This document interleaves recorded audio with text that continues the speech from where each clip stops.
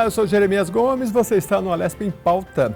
O mês de junho marca a luta nacional pela imunização e nós agora vamos falar da importância das vacinas para a saúde pública. Olha, a maioria dos municípios brasileiros não atingiu a meta de cobertura para a vacinação do calendário infantil no ano passado, 2023. A situação coloca em risco pessoas que não podem se vacinar, como imunossuprimidos e até grávidas. Também BCG e hepatite B tiveram o pior índice da década. A gente vai conversar sobre esse tema com a doutora Andréa Almeida, ela é infectologista, já esteve outras vezes aqui com a gente. Obrigado pela sua presença. Obrigada, Jeremias. Então, esse é um assunto importante porque pré-pandemia nós já estávamos com alguma dificuldade de atingir a meta das coberturas vacinais. O que é isso? Se calcula, de acordo com a quantidade da população, que nós devemos vacinar pelo menos 80% da quantidade de pessoas indicadas para tomar aquela vacina para se ter uma cobertura vacinal ideal. Então, temos que ter mais de 80% de proteção. E isso a gente não, já antes da pandemia, nós já estávamos com dificuldade, e a questão da pandemia, o lockdown, as crianças fora da escola, isso fez com que as coberturas vacinais caíssem lá para o chão, e desde então, apesar das campanhas que nós estamos fazendo, de todo o esforço que a mídia está fazendo, a população ainda não entendeu que precisa ir ao posto de vacinação e colocar sua carteirinha em ordem. Pois é, doutora, parece que a gente regrediu um pouco. Eu estava lendo um pouco da história da vacinação, né? Talvez a senhora se lembra lá. Me parece que em 1914, né, que teve aí uma questão de Oswaldo Cruz, né, que teve aí a Oswaldo Cruz, a revolta da vacina. A história é muito interessante porque assim começou lá com a varíola, né, pelo que eu li, a obrigatoriedade de vacina, e aí a população ficou meio assim, poxa, vacinar todo mundo, tal, né? Houve uma revolta. Depois do Rio de Janeiro, depois de alguns anos, houve um surto de varíola grande e aí todo mundo falou, não, pelo amor de Deus, precisamos vacinar. E aí foi se estabilizando. É interessante porque 100 anos depois a gente ficou discutindo essa coisa de vacina ou não vacina e a gente está vendo os dados muito tristes aí, né? A gente que cresceu na infância viu ser erradicadas doenças como a poliomielite, a gente via crianças, né, em cadeiras de roda, coisa muito triste, a gente conseguiu erradicar. E o que está faltando, o que aconteceu nesse período, doutora? Eu acho que a pandemia nos trouxe vários ensinamentos. Um deles é a gente saber interpretar justamente as notícias que vão ocorrendo na mídia, né? Uhum. O que acontece é que sempre tiveram os grupos anti-vacinas, né? Os anti-vax, que são pessoas que alegam que você introduzir no seu corpo uma substância, isso não é fisiológico, isso não é natural.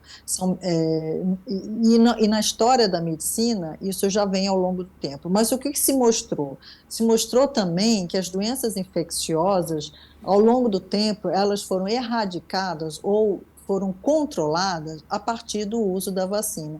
E recentemente nós vimos isso, está notório agora, porque a ciência mostrou que apesar de todos os grupos anti-vacina, a pandemia foi controlada com o uso de vacina, né? Então, o lockdown não funcionou, o uso de máscara não foi totalmente efetivo, mas o que efetivamente entrou, se você olhar a curva do número de dados, o que funcionou para diminuir expressivamente o número de casos de Covid foi o início da vacinação plena para todas as pessoas. Esse foi o impacto grande para o controle da pandemia.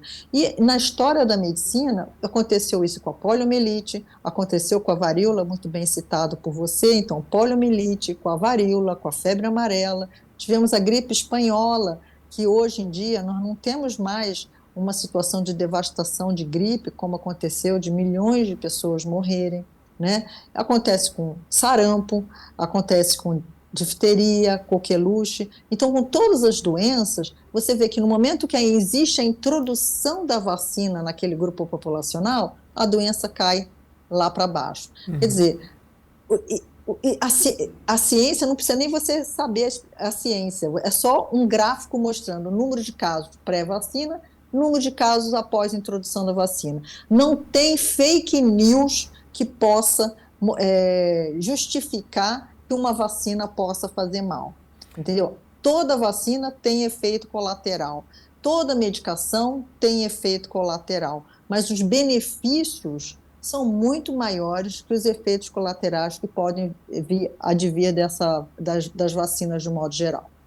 Doutora, durante a pandemia a gente viu a questão da imunização de rebanho. Eu queria que a senhora voltasse ao tema para a gente entender se ela é importante ou não e se ela acontece em vários tipos de vacina.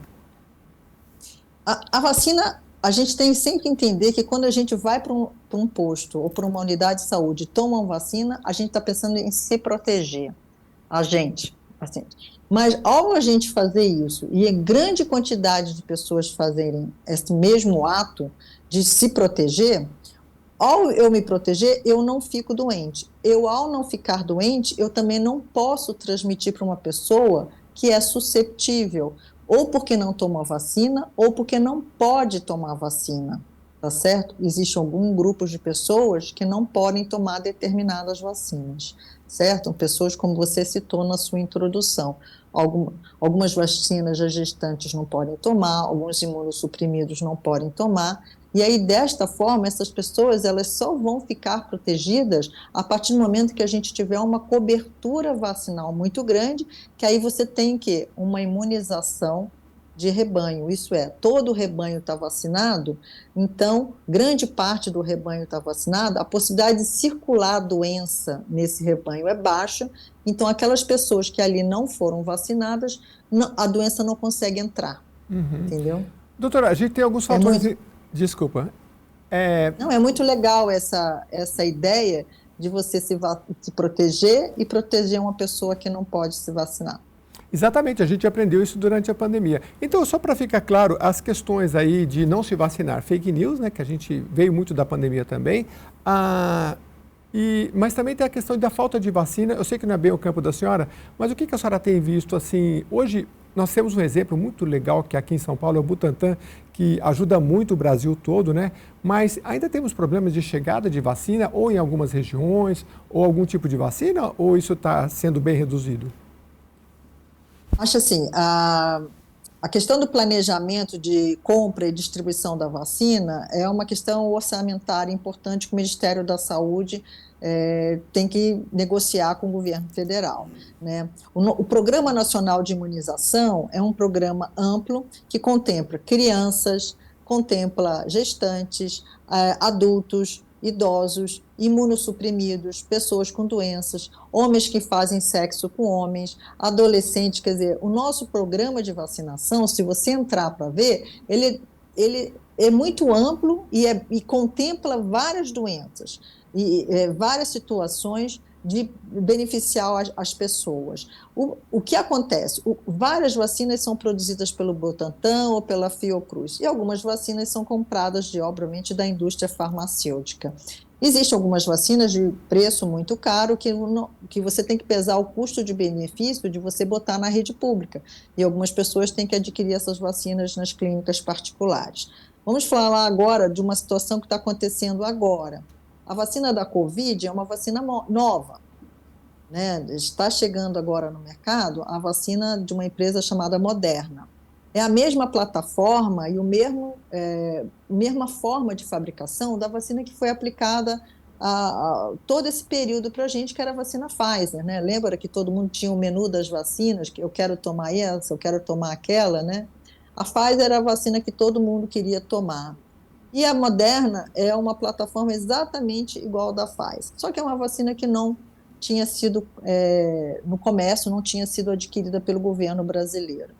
E a distribuição dessa vacina agora, ela está um pouco irregular. Nós ficamos aí quase 2 meses sem ter a vacina no posto, por causa da compra pelo Ministério e a início das operações de distribuição dessa vacina, e agora mesmo a distribuição em alguns postos está tendo alguma falta.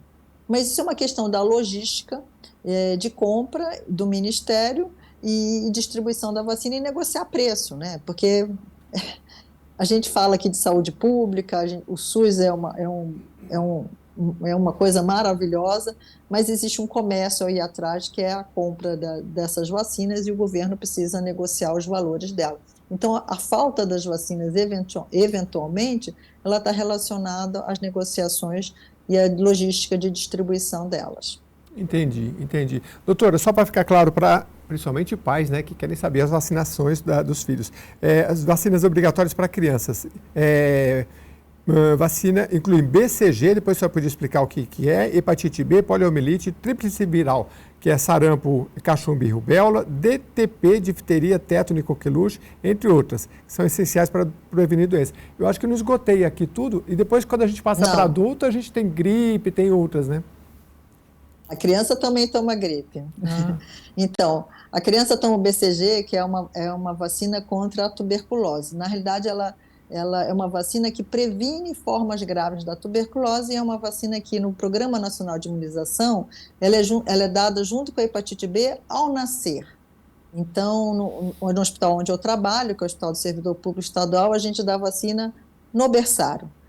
Nós temos uma enfermeira que vai lá e dá para vacina e a criança já sai do hospital vacinada. Depois você tem as vacinas para hemófilos, que é uma forma de meningite, uma forma grave de meningite para criança, a tríplice bacteriana, que você falou, difteria, tétano, coqueluche, a poliomielite, aí você tem vacina para rotavírus, aí você tem outra vacina de meningite, que é a meningocócica, e aí mais para frente você tem sarampo, cachumba e rubéola, e tem gripe a partir dos 6 meses de idade. Então, é uma sequência de vacinas que até os 5 anos de idade, a criança vai com muita frequência ao posto de vacinação. Depois dos 5 anos de idade, essas vacinas já vão se espaçando um pouquinho mais, e a primeira vacina do fim da infância, da adolescência, é outra vacina muito importante, que é a vacina do HPV, que é a vacina contra o papiloma vírus, que é uma das causas importantíssimas de câncer de colo de útero na mulher e câncer de pênis no homem. Então, é uma vacina muito importante que começa a ser dada aos 9 anos de idade. Para HPV para meninos e meninas, né? Meninos e meninas. Recentemente, tá. O Ministério da Saúde, junto com a Organização Mundial de Saúde, né, que orientou, agora a vacina é dada em dose única, a partir de 9 anos de idade, entre 9 e 12 anos de idade. Quer dizer, para melhorar ainda mais a aderência, e aí sim sobra mais vacina para você vacinar ainda mais número de pessoas. Doutora, como controlar as vacinas que a gente já tomou? Isso para mães e pais, eu não sei se hoje ainda na carteirinha de papel, acho que em muito lugar ainda é. Talvez seja bom também você anotar no computador, se você tiver condição, né? Porque não é muito sistematizado. E eu queria saber também se a senhora tem alguma orientação para os pais e para os adultos que antigamente a gente não tinha esse controle. Será que meu pai me deu todas essas, né? Se eu não souber, tomo de novo, como é que é? Muito boa a sua pergunta. Hoje, o Ministério da Saúde, junto com o Programa Nacional de Imunização, fez com que todas as unidades de saúde do Brasil e as clínicas particulares também pudessem inserir as vacinas tomadas num único programa de vacinação. Então, daqui por diante, nós vamos ter naquele gov.br todas as vacinas que tomou, não só as vacinas de Covid que estão lá, né, porque a gente precisava de passaporte vacinal. Mas hoje a vacina de gripe que você tomar no posto ou numa clínica privada, ela deve ser inserida no Gov. E dessa forma você vai ter uma carteira de vacinação virtual para você. Mas eu concordo plenamente. Antes a gente só tinha a carteirinha de vacinação mesmo, aquela do papel. As clínicas e as unidades de saúde, elas têm guardado um arquivo que não é morto, quer dizer, a gente mantém, o hospital que eu tenho, nós temos lá várias fichas e mais fichas de vacinação, quer dizer, se você perdeu a sua carteirinha de vacinação, procure a unidade de saúde que você se vacinou e peça uma cópia, porque eles são obrigados a guardar o registro nome da vacina, a data e o lote da vacina que você tomou. Então, tem que ser rastreável, né, as vacinas que todo brasileiro tomou em unidades de saúde e também nas clínicas particulares. Se adulto eu não lembro mais, posso tomar de novo? Tem alguma que não pode? A maioria das vacinas, que se você chegar e falar para mim que não sabe, e a gente começa tudo de novo. Tá? Então, algumas vacinas que a gente pode começar, a tétano e a difteria, que normalmente só 30% dos brasileiros adultos estão com essa vacina em ordem. É muito importante lembrar que nós estamos vivendo agora um aumento do número de casos de coqueluche e difteria também. Está aparecendo, são doenças que a gente não tinha e parece que agora está voltando tudo de novo. Está uma alegria para a minha especialidade, o retorno de todas essas doenças infecciosas que eram controladas e agora estão surgindo novamente. Então, é importante, se você está na dúvida, procura um posto de vacinação, não tem a sua carteirinha, ela provavelmente vai fazer tétano, vai fazer uma dose de sarampo, cachumba e rubéola, e vai fazer dose de hepatite B, e vai fazer dose de gripe, que nós estamos hoje, todo brasileiro, a partir de 6 meses de idade, tem direito a tomar a vacina de gripe também. Uhum. Doutora, aqui na Lesp a gente tem o projeto de lei 781/2019 da deputada Valéria Bolsonaro, que agora está na Secretaria aqui do Estado de Políticas para Mulheres, que propõe implementar no mês da imunização, que seria junho, né, nesse mês que a gente está, imunização de alunos na rede de ensino, seria uma campanha, né? Eu queria que a senhora falasse um pouco, porque eu li o projeto e lá e falo, olha, aí a possibilidade dos pais que na escola, junto com os professores, saber se a carteirinha, se a vacinação está em dia, aí os pais orientarem e tudo mais. Queria que a senhora falasse um pouco se seria interessante esse projeto vingar e virar lei. Essa é uma oportunidade realmente interessante, porque existe uma grande dificuldade de você levar o adolescente, né, aquela criança mais velhinha, para o posto de vacinação, né? Por causa dos horários, os pais trabalham, e aí parece que vacina é uma coisa só de criança pequena, e a criança maior e o adolescente, nesse momento, é esquecido de tomar, esquecido não, né? Não é prioridade para vacinação. Essa é uma situação que eu acho muito legal, essa abordagem. Não é a primeira vez, em surtos a gente costuma fazer isso, né? A vigilância sanitária faz isso, quando você tem surto numa escola, você vai lá e vacina a escola toda. Já fizemos isso para meningite, já fizemos isso para hepatite A, já fizemos isso para catapora, isso não é uma novidade para quem trabalha em vacina, você ir numa escola e vacinar a escola toda, tá certo? Para você conter um surto. Agora, para você vacinar uma criança numa escola eletivamente, precisaria de você autorização dos pais, né? E você está explicando, porque é uma situação, algumas crianças podem ter reações diversas, podem se recusar, chorar, então é importante que os pais deem uma declaração de que eles autorizam vacinar a criança na escola, e eu acho muito interessante essa abordagem, eu não vejo nenhum problema.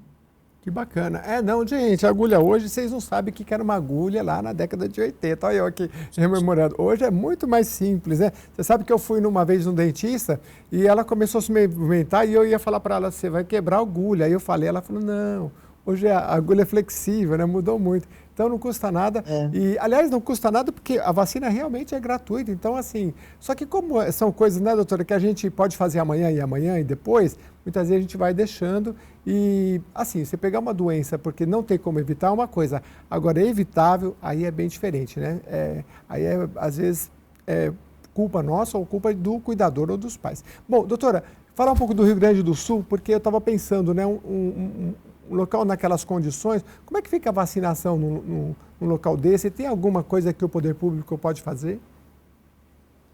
Acho que todos os olhos estão voltados para lá, né? Todas as nossas vontades, né? Eu acho que foi muito voluntariado, inclusive da parte médica, Conselho Federal de Medicinas, mandaram médicos voluntários para lá também. Acho que o grande problema nesse momento é você dar condições ao pessoal da saúde de reestruturar as unidades de saúde. As unidades de saúde foram muito danificadas, né? Porque existe toda uma legislação, uma forma de você trabalhar com a medicina. Precisa ter limpeza, pias, chão laváveis, senão você pode até causar um malefício maior. Eu acho que nós temos uma preocupação de reestruturar forte as unidades de saúde e aquelas pessoas que ainda estão aglomeradas, elas precisam ser assistidas, né? Então, eu imagino que eles devam estar fazendo campanhas de vacinação. Eu escutei recentemente, né? Existem aí mais de 4.000 pessoas ainda em abrigos, essas pessoas poderíamos aproveitar e ir para esses abrigos e fazer ali uma campanha forte de vacinação, gripe, tétano para quem se machucou, ver as crianças que estão aí faltando alguma outra vacina da carteirinha de vacinação. Provavelmente muitas pessoas perderam suas carteirinhas de vacinação, então vai ficar realmente confuso lá a situação, mas nós temos como recuperar isso. O Sul, o pessoal do Rio Grande do Sul é forte, eles vão sair dessa, mas nós precisamos dar esse apoio. Eu acho que temos que, principalmente nesse pessoal que está ainda em abrigo, e começar por eles ali uma vacinação e fornecer para eles situação para que eles possam voltar para suas casas o mais breve possível. Importante falar que a doença que estão todo mundo falando aí, né, da leptospirose, não existe vacina, infelizmente, para essa doença, né? Então, para essa doença, quando as pessoas voltarem para suas casas, né, muita lama, muita água, deve estar com sapato fechado, luva, bota de preferência, porque a leptospirose, o bichinho entra por pequenos ferimentos que possam estar entre os dedos, na mão, e é uma doença grave que pode vir a ser fatal. Então, na hora que voltar para casa, usar proteção nos pés e nas mãos, muito cuidado para não se machucar nessa água parada, nessa lama. E a hepatite, doutora? Porque tem a hepatite A, B, né? Acho que tem a C também, e são diferentes, tem umas que são mais graves, né? Isso, nós temos hepatite A, B, C, D e E. Nossa. Com, é, mas com disponibilidade de vacina, temos a e a B. A hepatite A é uma doença transmitida através de água e alimentos contaminados, de transmissão oral. Isso foi muito boa a sua pergunta, até ligado ao Rio Grande do Sul, que muita gente lá agora, as condições da água, de alimentação e contaminação.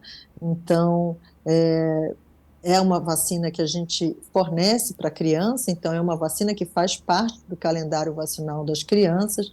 Então, se a criança não tomou, vale a pena tomar essa vacina lá, e muita atenção para os casos de hepatite que podem aumentar. A hepatite B é uma doença que é uma vacina universal, todo brasileiro tem direito à vacina de hepatite B. Eu já te falei, a primeira dose é dada no berçário, isso há talvez mais de uma década, essa vacina está disponível para todos os brasileiros no posto de vacinação. E a hepatite B é uma doença muito grave, e uma vez que a pessoa adquire o vírus, ele pode evoluir para cirrose, né, e o câncer de fígado. É uma doença que fica para sempre, o vírus não é erradicado, e aí você pode evoluir de forma crônica e prolongada. Então, é muito importante lembrarmos que talvez a primeira vacina contra o câncer seja a hepatite B, e a segunda vacina contra o câncer é a vacina do HPV, né? São dois vírus oncogênicos, e a vacina está disponível no posto de vacinação. Então, a HPV, se você não tomou, procura saber com seu pai, com sua mãe, e não espera para os seus pais não, porque aí você já tem idade também para tomar a iniciativa, né? Doutora, vamos falar um pouquinho dos sintomas, dos efeitos colaterais. Me parece que a da febre amarela é uma das que tem um efeito colateral mais forte, né? Mas, em geral, são os efeitos meio que padrões, assim, eventuais dor de cabeça, alguma coisa nesse sentido. Isso. A maioria das vacinas, né, grande parte delas, o grande efeito colateral é a dor no braço, né? O braço ficar doendo, ficar uma reação vermelha, um inchaço, um incômodo importante. Às vezes as pessoas não conseguem nem mexer os braços direito. Depois as pessoas podem ter dor de cabeça, mal-estar geral e febre, né? E aí, algumas outras vacinas podem ter alguns efeitos colaterais relacionados exatamente ao inóculo, aquilo que a gente falou lá na frente. A vacina de febre amarela, ela é feita com o vírus vivo atenuado da febre amarela. Então, a gente pega o vírus e tira a força dele, tá? Você não vai provocar a doença, mas pode provocar pode levar num momento em algumas pessoas, alguma doença leve. E esse pode ser o efeito colateral mais preocupante da febre amarela, que geralmente só acontece em pessoas com mais de 60 anos de idade. Nas áreas endêmicas de febre amarela, no Amazonas, essa vacina é dada de 10 em 10 anos, e o pessoal lá toma, não tem efeito colateral nenhum. Eu, particularmente, já tomei 2 doses, não tive efeito colateral nenhum da febre amarela. Então, eu acho que efeito colateral de vacina é igual de remédio. A gente pode ter ou não ter, né, dependendo da individualidade da pessoa. E acho que as pessoas que tiverem efeito colateral podem procurar um sistema de saúde, que aí a gente vai atender e vai orientar. Mesmo para idosos, assim, não importa. Agora a gente tem os idosos e tem, eu não sei nem a terminologia, né? Porque alguns lugares o pessoal, não, é idoso com 60 ou é acima de 80, enfim, né? Mas às vezes, também é a mesma questão do adulto, o idoso, mesmo que ele está bem velhinho, ele, se for indicado a vacina, tem que tomar. Inclusive gripe, tem uma aqui que fala, acho que é pneumocócica, alguma coisa assim, né? Hepatite B também é indicado para os velhinhos e idosos, desculpa. Então, quando você faz libera uma vacina para ela, quando a Anvisa libera uma vacina, ou quando as pesquisas clínicas liberam o uso de uma vacina, normalmente os estudos clínicos da vacina são feitos numa população de 18 a 59 anos de idade. Né? Acho que todo mundo acompanhou isso na Covid, quando a gente vibrou muito, quando a Coronavac, enfim, mostrou-se eficaz, né, a nossa vacina Brasil, né? Então, quase todos os estudos pegam nessa população, porque é uma população adulta e responde melhor. Na dengue, recentemente, nós vimos isso também. Por que a vacina da dengue foi liberada para pessoas adolescentes de 10 a 14 anos? Que é a população que responde melhor à vacina da dengue. Então, já que a gente tem pouca vacina, vamos usar para quem funciona a vacina, né? Então, os estudos clínicos, você veja, não existe estudo clínico com gestante, é muito difícil, a gente não vai usar uma gestante para fazer um estudo clínico, vamos usar um idoso que pode eventualmente já estar na sua fase de senescência, né, quer dizer, do sistema imunológico já responder mais fracamente, não vou usar uma vacina porque ela provavelmente vai ter uma resposta menor. Mas, de qualquer forma, o fato de um indivíduo responder menos a uma vacina, não quer dizer que eu não devo usar a vacina, tá certo? Isso é importante. Então, eu dou a vacina de gripe para idoso e dou uma vacina de gripe para um jovem. É a mesma vacina. Em quem vai funcionar melhor a vacina? Provavelmente no idoso, mas não quer dizer que o jovem, desculpa, mas não quer dizer que o idoso não vai ter benefícios. Pode ter benefícios. Porque uma coisa é quando a gente vê a população inteira, a eficácia da vacina em milhares e milhões de pessoas. Outra coisa é quando você vê a eficácia da vacina para a gente, individualmente.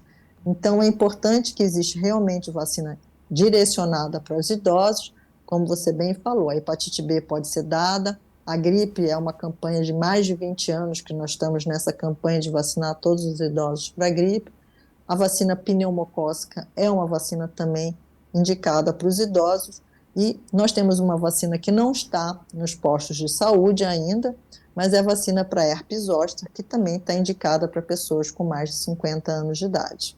Uhum. Doutora, fala um pouquinho mais da herpes zoster, porque parece que eu vi um vídeo da senhora falando sobre maquiagem. Eu não sei se era essa a questão da doença que as pessoas também podem pegar, posso estar enganado, né? E tem vacina também para herpes, né? Então, aquela que eu falei era, acho que do uso de batom para pegar o herpes simples. É um herpes, mas é outro herpes, né? A família dos herpes são vários vírus, e para o herpes simples, que é aquele que dá lesão na boca ou a lesão genital, não temos vacina, tá? Não existe vacina, infelizmente, para essa doença. Mas o herpes zoster é o famoso cobreiro que as pessoas têm, que pode acometer uma parte do corpo em pessoas que já tiveram catapora. Ela é uma vacina que está comercializada há algum tempo, recentemente chegou, pós-pandemia, a comercialização e liberação pela Anvisa de uma vacina mais potente, melhor, de melhor qualidade, mas é uma vacina extremamente cara, que não está ainda disponível nos postos de vacinação e previne a ocorrência do herpes zoster, que é uma doença extremamente ruim para os idosos, muito dolorosa, pode acometer o olho, a face, e realmente é uma doença muito desagradável. Aquele indivíduo que tem mais recursos financeiros poderia consultar o seu médico, eventualmente procurar uma clínica privada e tomar essa vacina. Doutor, ainda dentro do campo de temos várias vacinas que a senhora falou, eu queria que a senhora orientasse assim, porque tem algumas que precisam de várias doses, né? A senhora podia até explicar por que precisa de mais de uma dose. no caso da Covid, a gente ouvia falar, olha, isso aí vai virar como gripe, você vai ter que tomar praticamente todo ano, enfim, né? E se alguma que é, por exemplo, 3 doses, eu tomei 2, passei muito tempo para tomar a terceira, aí devo começar desde a segunda ou não, né? Como é que eu faço essa conta? Porque as pessoas também, quem tem algum receio, fala, poxa, mas já tomei 4, né? Como é que fica meu corpo? Ela se dissolve rapidamente, eu posso tomar outras, né? Para a gente tirar um pouco dos mitos que tem sobre vacina. Muito boa a sua pergunta.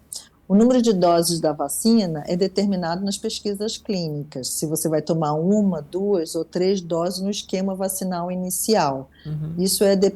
Então, isso é na bancada, nos laboratórios, é a ciência que vai dizer essa inicial. E aí você tem uma quantidade de anticorpos que você produz. E essa quantidade costuma ser após vacina bem alta. E ao longo dos anos ela vai caindo. Ela chega num limiar mais baixo em que não te protege. Aí a necessidade de você tomar uma dose de reforço.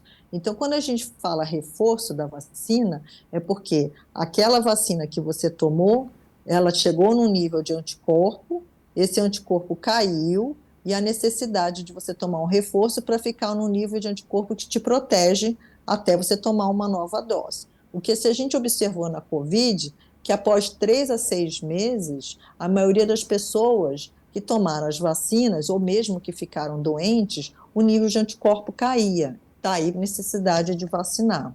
Então, para as outras vacinas, a gente também já tem esse conhecimento. A gente sabe que a vacina da gripe ela tem que ser anual por 2 motivos. Um, porque o vírus pode mudar, e aí a gente tem que fazer que a composição da vacina mude, tá certo? E também porque os anticorpos que nós produzimos após ter gripe ou após a vacina, ele cai rapidamente, havendo a necessidade de uma nova dose. Tanto que tem pessoas que ficam gripadas mais de uma vez por ano, né? Por quê? Ficou gripado, se entrou em contato com o vírus, vai gripar de novo porque o seu anticorpo já caiu, não te protege. Então, quem nos protege para a gente não pegar de novo uma doença é a quantidade de anticorpos que nós temos guardados no nosso organismo, ou nós temos os chamados anticorpos de memória, que uma vez que acionados, eles vão aumentar e te prevenir que você fique doente novamente. Então, por isso que existe a necessidade de reforço, para quando esses anticorpos caem e você levantar eles novamente e ficar protegidos. Ô, doutora, no exame de sangue, eu fiz o exame de sangue uma vez e veio lá algumas doenças que eu não vou lembrar. Falei, meu Deus, estou com isso tudo. Aí o enfermeiro falou, não, isso aqui significa que você foi vacinado e você tem essa imunidade aí. Pelo exame de sangue, a gente consegue saber o que já vacinou e se está bom, se não está, ou não é preciso? Não, a gente não consegue isso para todas as doenças. Por exemplo, vou falar novamente a COVID. A COVID a gente não consegue, pelo teste normal que é realizado no laboratório, a gente ter uma ideia se aquele nível de anticorpos está protegendo a gente ou não. Então, na COVID a gente ainda não conseguiu essa correlação. Outra doença que você mencionou muito bem é a hepatite B. Na hepatite B, nós já temos mais de 40, 50 anos de vacinação, né, usando essa vacina, a gente tem bem firme a correlação entre o nível de anticorpos e a proteção. Então, as pessoas que têm nível de anticorpos baixo ou ausente, a gente revacina. Então, isso a gente consegue com a hepatite B, com a hepatite A, a gente com a rubéola. Então, a gente consegue com algumas doenças, com testes laboratoriais normais, né, que é feito em um laboratório clínico normal, a gente consegue determinar se você está protegido ou não. Infelizmente, para algumas outras doenças, não existem testes comerciais viáveis para a gente fazer de rotina, né, para a gente avaliar se nós estamos protegidos ou não. Uhum. Doutora, me perguntaram, acho que a senhora já respondeu, mas de herpes zoster se tem no SUS ou não? Não tem no SUS, não infelizmente tem. Não tem no SUS. É uma vacina extremamente cara, ela é dada em 2 doses e ela não está disponível ainda no Programa Nacional de Imunização. Tá bom, é bom a gente saber. Doutora, para quem mora em áreas rurais, difíceis, tem a questão de chegar a vacina muitas vezes. E o que dizer para essas famílias, quando elas vão para a cidade, digamos, né? aí ficar mais atento, chegando no posto de saúde, para ver se a vacinação do filho está tudo em ordem, ok, né? A gente tem a questão dos indígenas também, né? Áreas mais... Brasilzão é grande, deve ter muito por aí ainda. Temos. Eu não sei se é da sua época, né?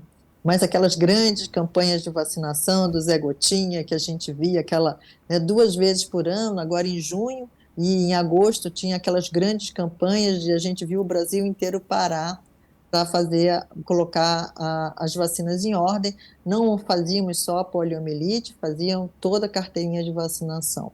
Existe um trabalho grande do Ministério da Saúde com a população ribeirinha e com índios, né?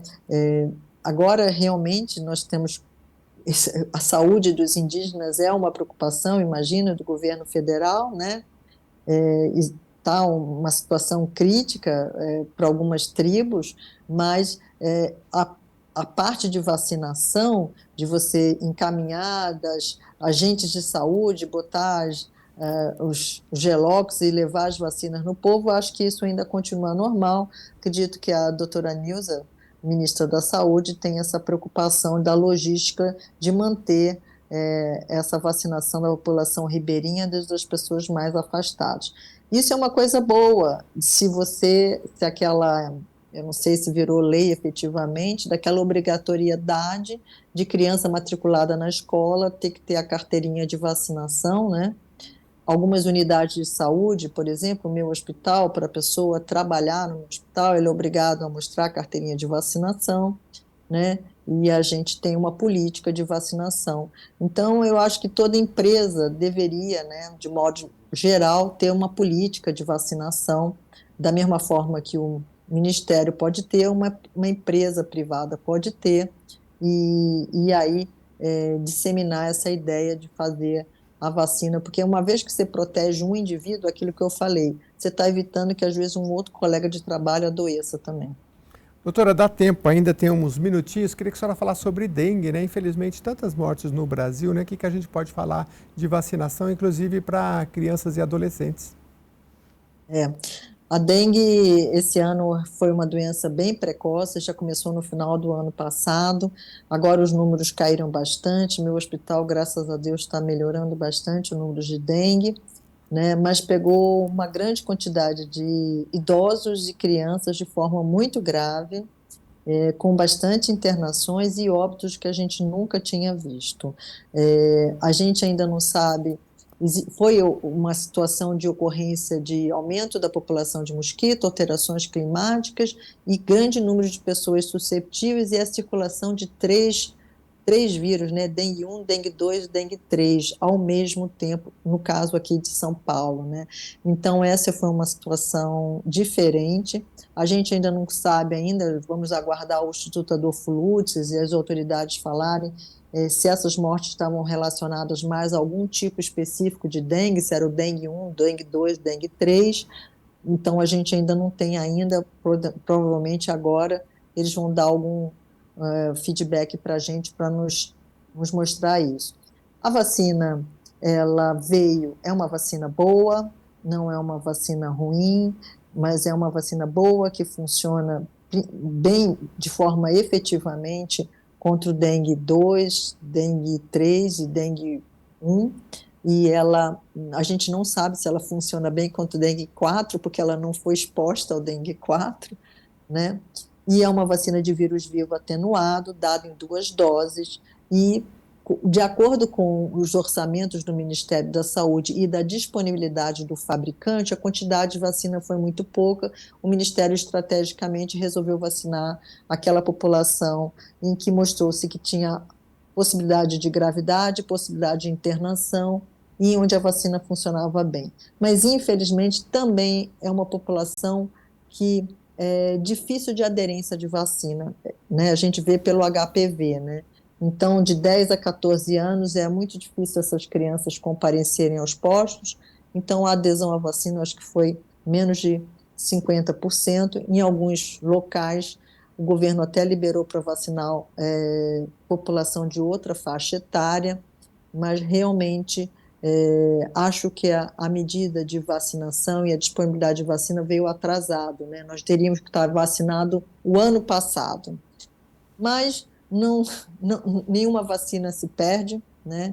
Respondendo aquilo que você me perguntou anteriormente, a gente sempre completa o esquema vacinal. Essas crianças que foram vacinadas agora vão estar protegidas por anos a fio, porque a dengue vai continuar existindo aqui no Brasil, porque nós temos o mosquito, temos circulação de vírus, não vai ser em 1 a 2 anos que nós vamos nos livrar da circulação desse vírus. Muito bem, eu queria agradecer bastante a doutora Andréia Almeida. Ela é médica infectologista ligada ao IANSP, coordenou um comitê lá no tempo da crise da Covid, né? E está sempre colaborando aqui com a gente. Doutora, um recadinho final aí em 30 segundos, acho que é uma mensagem para todos nós, né? Aquilo que a gente falou, coisas que a gente pode deixar para amanhã, às vezes a gente deixa para o outro mês, para o ano que vem, né? Então, por favor, seu recado final. O meu recado final é que na história da humanidade, o que fez impacto para controle de todas as doenças foram as vacinas. As fake news, vocês precisam interpretar melhor. Procure seu médico, procure uma unidade de saúde, converse com seu médico, que ele vai te orientar. Procure os postos de vacinação, que eles vão estar orientando vocês a melhor forma, tá bom? Vacinem um amor. Muito bem, muito bem. E olha, tem todo um calendário que você coloca no Google, calendário de vacina, você vai chegar lá no Ministério da Saúde, tem tudo organizado, é só procurar informação e mande a sua sugestão se você quiser que a gente fale desse tema aqui. A gente traz os especialistas aqui para tirar o máximo de dúvida. Agradecer mais uma vez a doutora Andréia Almeida, infectologista do IANSP, e a sua atenção, a sua audiência. Até a próxima edição.